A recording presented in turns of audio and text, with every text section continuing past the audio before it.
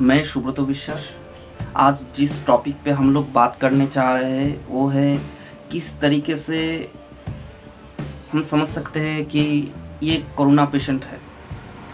तो corona patient को detect करने के लिए एक टेस्टिंग किट आया है। बहुत लोग इस टेस्टिंग किट का नाम भी सुन चुके हैं। जिस टेस्टिंग किट का नाम है RT-PCR टेस्ट।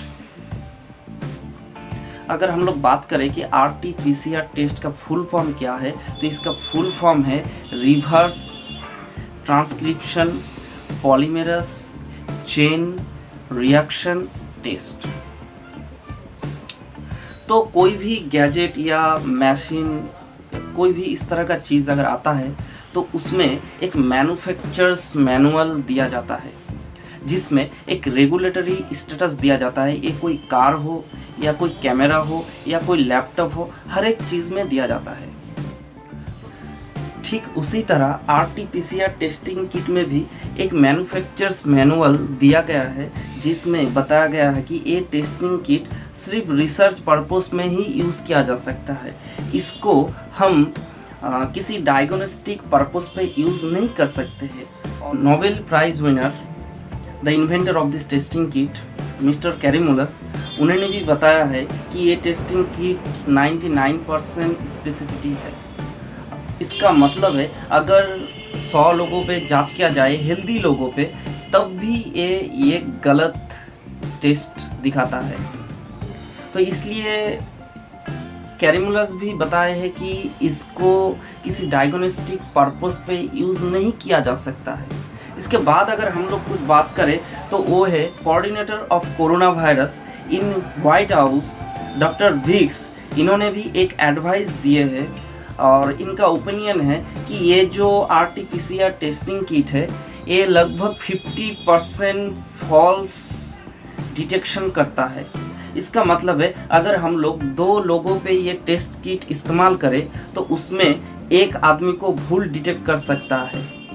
अभी जो मैं बात करने वाला हूँ वो है 5 March. New England Journal of Medicine USA में जब सबसे पहला कोरोना पेशेंट पॉजिटिव पाया गया था, तो तब देखा गया था कि उसका जब नाक का सैंपल लिया गया तो कोरोना पॉजिटिव था, और इसके बाद उसका मुंह का सैंपल भी लिया गया था और जिसमें कोरोना पेशेंट नेगेटिव पाया गया था। तो अभी एक चीज़ समझने वाली बात है कि देखिए, इसी टेस्टिंग किट में नाक से सैंपल लिया गया तो कोरोना पॉजिटिव मिल गया, मुंह से लिया गया तो कोरोना नेगेटिव मिल गया। तो अभी हम लोग उसको कोरोना पॉजिटिव करार दें या कोरोना नेगेटिव करार दें। अब मैं जिस टॉपिक पे बात करना चाह रहा हूँ, देखिए, डॉक्टर विष्णुप्रिया चौधरी, जिसका मैं बहुत ज़्यादा नाम लेता हूँ, वो एक ऑर्गेनाइजेशन का नाम बहुत ज़्यादा लेते हैं पिछले 4 साल से।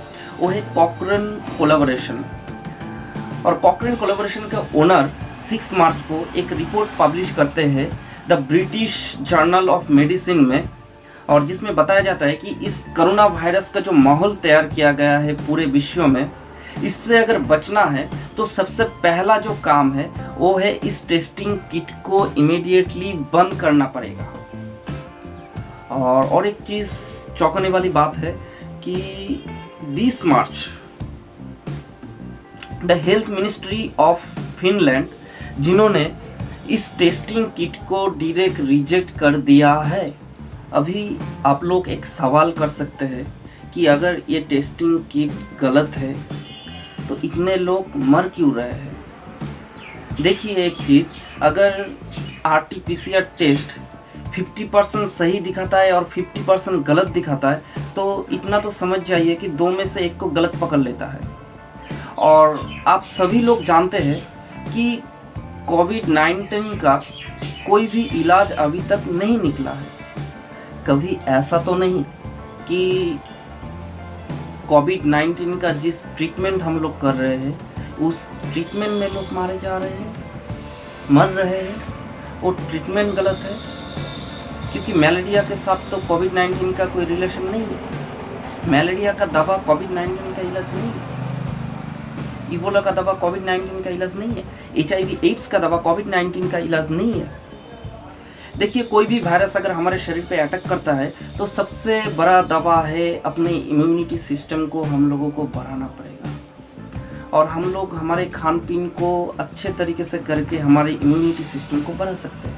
लेकिन जब भी किसी लोग को क्वारंटाइन में रखा जाता है तो उसका खान पीन बहुत ख़राब हो जाता है, सिस्टमेटिक नहीं होता है, बहुत लो क्वालिटी का खाना दिया जाता है।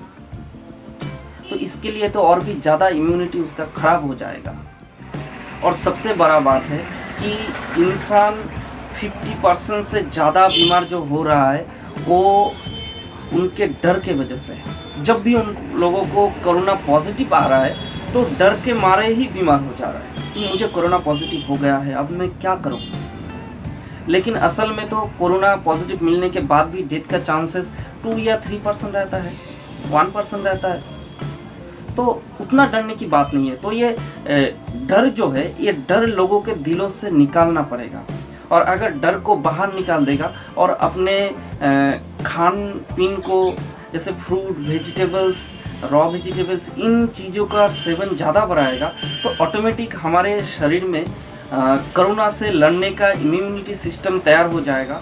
Thank you. बहुत जल्द मैं नेक्स्ट वीडियो लाने वाला हूँ और बहुत ही इंटरेस्टिंग टॉपिक में वो वीडियो लाने वाला हूँ। तो आज के लिए इतना ही।